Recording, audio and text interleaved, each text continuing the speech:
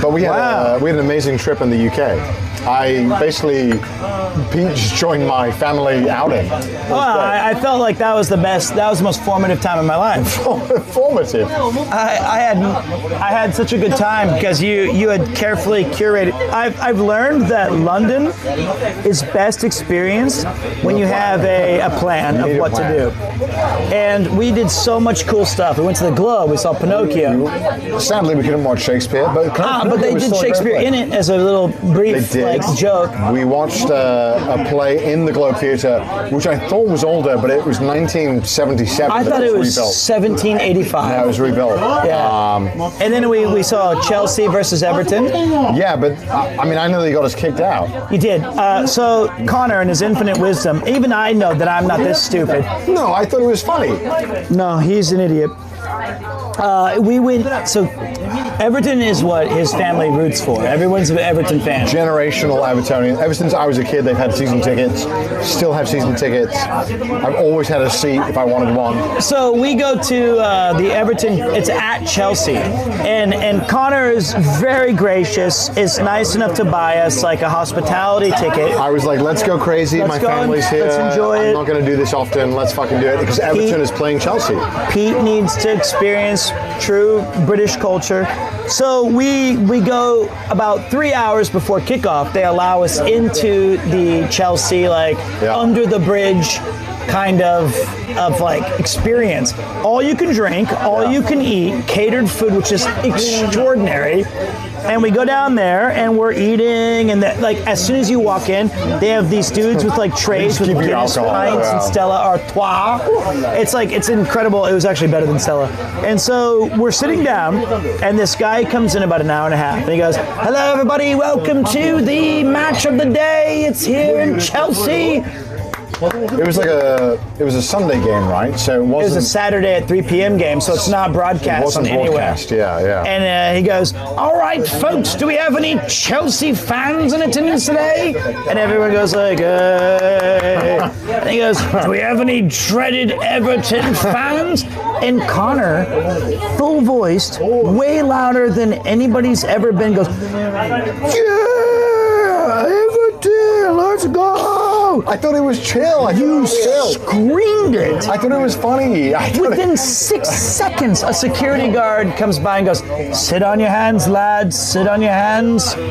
If Everton scores, and they will, sit on your hands." Which was a foolish thing to say.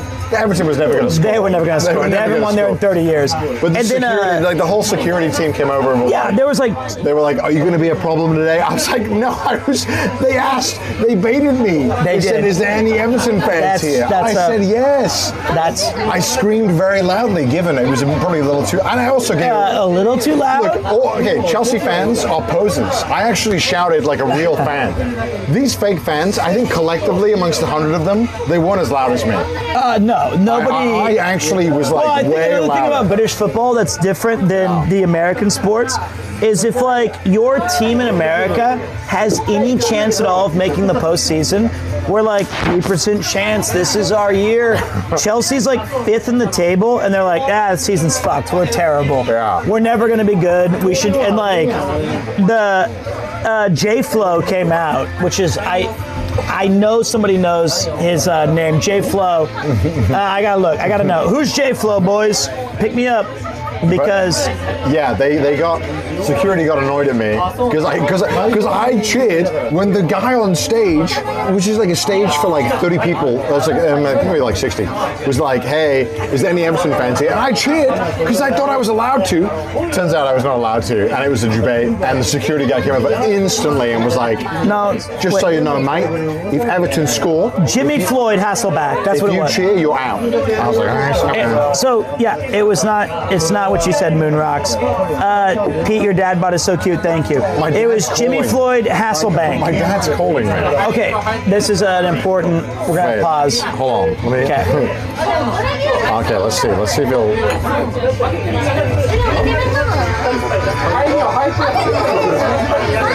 hello. Sorry, I'm on stream right now. All right, okay, no worries. Text me your answer then. We were just retelling the Chelsea story. Oh, you already hung up. He already hung up? He already hung up. He was going to tell me his answer, and he was like, I'll text you then, never mind. All right, so, but anyway, Jimmy Floyd Hasselbank, who's a former Chelsea player. He's the GOAT, apparently. He was very, let's just pump GOAT the they brakes. could afford. The GOAT they could afford to show up. Yes, the GOAT they could afford. What was offensive to me as a non-football fan who pretends to be a football fan? Well, who was a family of intense football fans, is that they were like, we're going to give away T-shirts. Yeah, that was pretty egregious. So they give away T-shirts. 2 T-shirts. And it was in the hospitality section, so it's mostly tourists, right? But they're like, okay, number 12. So number 12 goes up, and they go, right, you're a big Chelsea fan. Where are you from? And the mic goes over. He goes, I'm from Milwaukee. No. I remember exactly. Okay. The guy, and like Chelsea fans, I've always been told for like even in America for like 20 years. Fake fans. They're fake fans. Fake fans. They're all transplants. They're all people just coming in saying like I'm a fan. And the first guy, and he was, to his credit, I think he actually was a Chelsea fan. Yeah. But it does kind of. He was like, "Where are you from?" He's like, "I'm from India." And the guy was like, "Are you a Chelsea fan?" He's like, "Yeah, kind of." He's like, "You just won a jersey." He's like, "I'm okay." And he was like, "But you have a nice Chelsea jersey now." And he's like, "I don't really care." And then the next guy, they were like, "Well, we still got one more fan to win. Is it going to be like a guy from inner London who's been a Chelsea fan since he was a baby?"